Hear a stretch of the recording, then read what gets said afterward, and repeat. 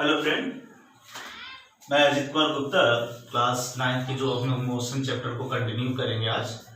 तो हम लोग अभी तक मोशन में देखे कि क्या होता है रेस्ट एंड मोशन, ठीक है, कंडीशंस के हिसाब से। उसके बाद हम लोगों ने कंडीशंस देखा कि डिस्टेंस, डिस्प्लेसमेंट क्या है, फिर वेलोसिटी और स्पीड को देखा।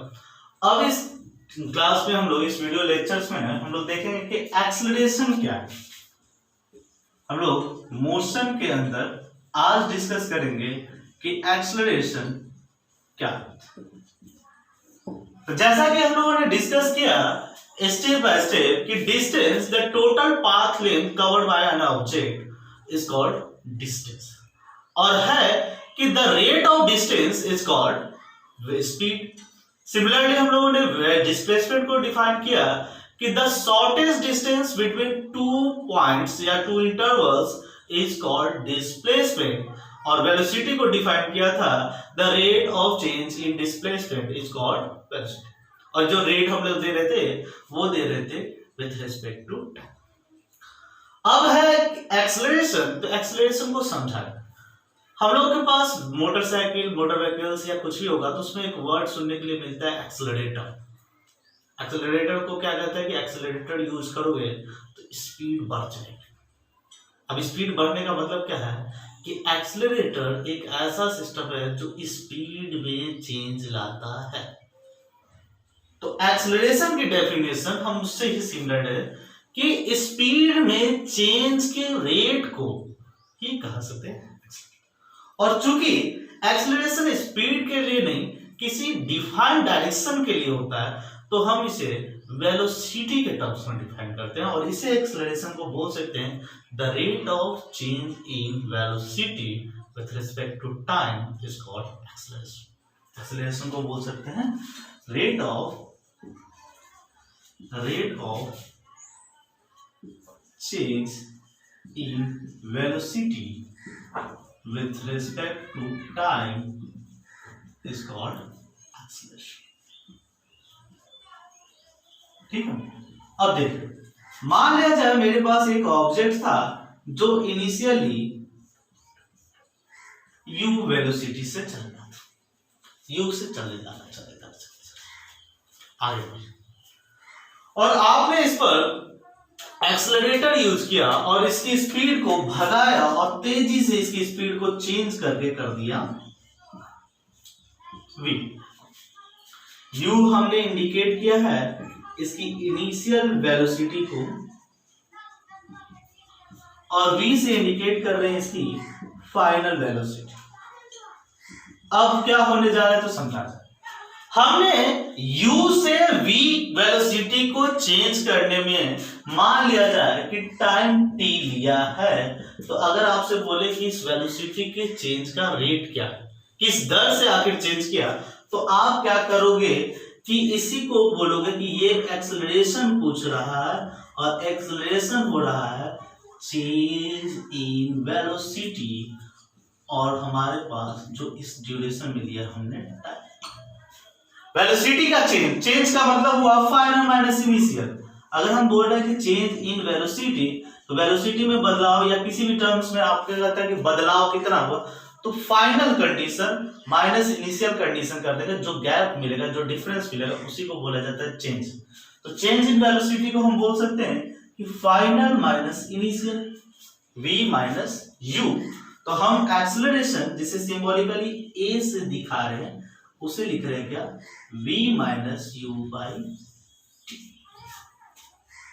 ठीक है, और इस एक्सेलरेशन की यूनिट के बारे में अगर बात करें तो यूनिट क्या होगा तो देखा जाए v माइनस u, या दोनों की टर्म्स जो है ऊपर में वेलोसिटी है, तो वेलोसिटी का यूनिट होता है मीटर पर सेकेंड, और टाइम की यूनिट होती है सेकेंड। मतलब एक्सेलरेशन की जो यूनिट हुई, यूनिट हमें मिल गई मीटर पर सेकेंड स्क्वायर। ये हमारा मेन ऐसा ही सिस्टम। तो एक्सेलरेशन को देख लिया, change in velocity with respect to time को बोल रहे हैं एक्सेलरेशन, और हमने इनिशियल वेलोसिटी u माना और उसकी अगर फाइनल वेलोसिटी t टाइम के बाद v हो गई, तो change in velocity by time को ही लिख दिया है एक्सेलरेशन। जिसकी यूनिट मिल गई मीटर पर सेकंड। अगर इसे मैथमेटिकली रिप्रेजेंट करें तो हम कह सकते हैं कि change in velocity by time acceleration या एक्सेलरेशन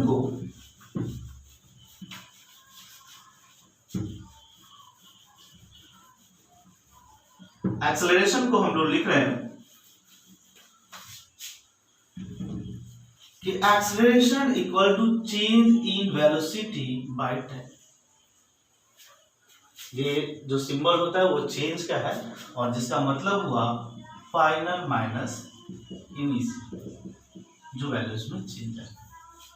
हाँ, एक और चीज, यह चीज प्लस भी हो सकती है और माइनस भी, जैसा कि हम लोगों ने डिस्प्लेसमेंट में देखा था कि डिस्प्लेसमेंट प्लस और माइनस दोनों कुछ हो सकता है, क्योंकि डायरेक्शन के हिसाब से उसकी साइन कन्वेंशन होती है। तो उसी तरह से चूंकि ये वेक्टर क्वांटिटी है तो डायरेक्शन, इसमें डायरेक्शन को फिल करने के लिए, डायरेक्शन को कंपनसेट करने के लिए एक्सेलरेशन की वैल्यूज प्लस और माइनस दोनों हो सकती है। मतलब एक्सेलरेशन कैन बी पॉजिटिव और acceleration can be negative. Acceleration positive होता है तो इसे बोल सकते, अभी हम लोग बात कर रहे थे एक्सेलरेशन की, तो एक्सेलरेशन अगर पॉजिटिव होता है और एक्सेलरेशन नेगेटिव दोनों हो सकते हैं। तो अगर एक्सेलरेशन पॉजिटिव है तो इसे कह सकते हैं कि ये ऑब्जेक्ट को एक्सेलरेट कर रहा है। एक्सेलरेट मतलब कि हमें टाइम के साथ वेलोसिटी बढ़ता हुआ मिलेगा, वहां पर जो ऑब्जेक्ट की वेलोसिटी होगी वो टाइम के साथ ग्रेजुअली इंक्रीज करते हुए मिलेगी, मतलब एक्सेलरेट। अगर नेगेटिव हुआ तो नेगेटिव का मतलब है कि ये रिटार्ड कर रहा, रिटार्डेशन है। रिटार्डेशन का मतलब हुआ कि रोकने की कोशिश कर रहा है, रेसिस्ट करने की कोशिश है, या डेसलेरेशन। डेसलेरेशन का मतलब सिंपल सी समझ सकते हैं कि अगर किसी गाड़ी को जीरो स्पीड, मतलब खड़ी हुई गाड़ी को स्पीड देना एक्सेलरेशन है, ठीक है, तो चलती गाड़ी को रोकना डेक्सेलरेशन। और दोनों केस में क्या हो रहा है, वेलोसिटी का चेंज। एक जगह हमारी वेलोसिटी बढ़ रही है जिसे हम लोग बोल रहे हैं एक्सेलरेट, और एक जगह हमारी वेलोसिटी घट रही है जिसे हम लोग बोल रहे हैं डेसेलरेट। ठीक है, तो वेलोसिटी का टाइम के साथ बढ़ना एक्सेलरेशन, जिस केस में हमें पॉजिटिव वैल्यूज मिलेगी एक्सेलरेशन की, और वेलोसिटी का टाइम के साथ घटना डिसेलरेशन, और जिस केस में हमें नेगेटिव वैल्यूज मिलेगी एक्सेलरेशन। अगर एक्सेलरेशन को हम लोग देख रहे हैं तो एक्सेलरेशन हमारा जो है वो है change in velocity by time. मतलब इसे कह सकते हैं कि acceleration change in velocity by change in time, मतलब टाइम के जिस बदलाव के लिए हमें वेलोसिटी में जो चेंज मिला उसी को बोल रहे हैं एक्सेलरेशन। और मैथ्स कहता है कि अगर ये टाइम की बदलाव लगभग शून्य के लिए हो, शून्य के लिए मतलब पल भर के लिए हम लोग देखें तो इस पल भर के लिए change in velocity by change in time को लिख सकते हैं dv बाय dt, और इसे कहा जाता है इंस्टेंटेनियस एक्सेलरेशन। इसे हम लोग बोल रहे हैं इंस्टेंटेनियस एक्सेलरेशन, जहां पर आपने टाइम को लगभग जीरो शून्य के रूप में रखा। ठीक है, मतलब टाइम को एकदम पल भर के लिए, ये जिसका डिनोमिनेटर जो है वो शून्य रखा, तो अगर एग्जैक्ट कैलकुलेशन करिएगा तो ये इनफाइनाइट आएगी। तो ये लिमिट के अनुसार, कैलकुलस मैथमेटिक्स के अनुसार इसकी वैल्यूज को dy by dt differential form में लिखा है। तो इसे कहा गया कि ये इंस्टेंटेनियस के लिए डिफाइन है। तो इंस्टेंटेनियस एक्सेलरेशन वो है जो टाइम के बहुत ही कम मान लगभग शून्य के लिए डिफाइन। अब अगर एक्सेलरेशन की क्लासिफिकेशन देखें, जैसा कि हम लोगों ने वेलोसिटी की क्लासिफिकेशन को देखा था, तो एक्सेलरेशन हमारे पास दो तरह के होंगे। तो दो तरह के एक्सेलरेशन क्या होंगे तो समझा। पहली एक्सेलरेशन होगी नॉन यूनिफॉर्म एक्सेलरेशन, और दूसरा एक्सेलरेशन है यूनिफॉर्म एक्सेलरेशन। तो नॉन यूनिफॉर्म और यूनिफॉर्म एक्सेलरेशन से समझा है। यूनिफॉर्म एक्सेलरेशन वह एक्सेलरेशन है जिसमें एक रेगुलर टाइम के साथ आपको वेलोसिटी में रेगुलर चेंज मिलता, मतलब वेलोसिटी में जो चेंज मिल रहा वह एक फिक्स टाइम पर फिक्स मिल रहा हो, तो उसे बोल सकते हैं यूनिफॉर्म एक्सेलरेशन। और अगर वेलोसिटी में चेंज रेगुलर टाइम के लिए या सेम टाइम के लिए डिफरेंट मिलता है तो उसे बोल सकते हैं नॉन यूनिफॉर्म एक्सीलरेशन। अगर हम लोग डेफिनेशन की बात करें तो इसे इस तरह से डिफाइन कर सकते हैं कि if an object travels in a straight line and the same change in velocity occurs for a same interval of time, that is called the object is in uniform acceleration mode. And if different change in velocity occurs for a same change in time या same time interval, then the object is said to be in non-uniform acceleration. ठीक है, तो हम लोग acceleration समझ गए कि uniform acceleration हुआ सेम टाइम इंटरवल्स में अगर वेलोसिटी में सेम चेंज हुआ तो उसे बोल सकते हैं यूनिफॉर्म एक्सेलरेशन, और सेम टाइम इंटरवल में वेलोसिटी में डिफरेंट चेंज हुआ तो उसे बोला जाएगा नॉन यूनिफॉर्म एक्सेलरेशन। दूसरी चीज, अब देखेंगे ग्राफिकली हम लोग इसे कैसे ऑब्टेन करते हैं। तो ग्राफ की हेल्प से अगर ग्राफ वेलोसिटी और टाइम के बीच वीटी ग्राफ, ठीक है, वीटी ग्राफ क्या होता है, जहां पर टाइम को एक्स एक्सिस पर और वेलोसिटी को वाई एक्सिस मतलब वर्टिकल एक्सिस पर आप दिखा रहे हो, टाइम को हॉरिजॉन्टल एक्सिस और वेलोसिटी को वर्टिकल एक्सिस पर दिखा रहे हो, तो इसको बोलते हैं वीटी ग्राफ। ठीक है, तो वीटी ग्राफ में एक्सेलरेशन का मतलब हुआ स्लोप ऑफ द ग्राफ। मतलब अगर ये ग्राफ कुछ इस तरह से है और आपको इस पॉइंट पर एक्सेलरेशन पूछ रहा है, इस पॉइंट पर आप टेंजेंट बनाइए और जो स्लोप मिलेगा, स्लोप मतलब tan थीटा, ठीक है, और ये tan थीटा का वैल्यूज ही कहला जाएगा एक्सेलरेशन ऑफ द पॉइंट। और tan थीटा क्या होता है तो हम जानते हैं vertical bye horizontal. Vertical length मतलब कि dv, ये जो वेलोसिटी में चेंज आएगा, और बाय dt जो स्लोप ऑफ ग्राफ है वो कुछ और नहीं एक्सेलरेशन है। ठीक है, क्योंकि अभी अभी डिफाइन भी किया कि एक्सेलरेशन अपना dv बाय dt होगा, तो हम लोग देख रहे हैं कि स्लोप अगर किसी पॉइंट पर है तो वो भी अपना है dv बाय dt। और अगर स्ट्रेट लाइन है ग्राफ, ये हमने देखा कि अगर स्ट्रेट लाइन नहीं है और ग्राफ अगर अपना स्ट्रेट लाइन है तो टाइम वेलोसिटी, तो अगर स्ट्रेट लाइन है तो हमसे पूछे कि अगर इस इंटरवल्स में, टाइम के इस इंटरवल में क्या होगा एक्सेलरेशन, तो हमें कुछ करना नहीं है। हमें स्ट्रेट लाइन मतलब पैरेलल लाइंस पर ये एंगल थीटा, तो ये हो जाएगा अपने पास वर्टिकल डिवाइडेड बाय हॉरिजॉन्टल मतलब tan theta equal to del v by del t।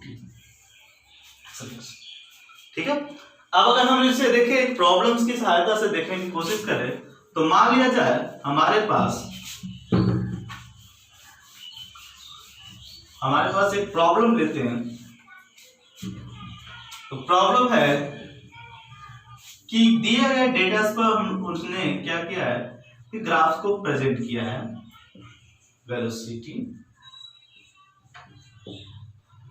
20, 40, 60, 80, 0, 1, 2, 3, 4,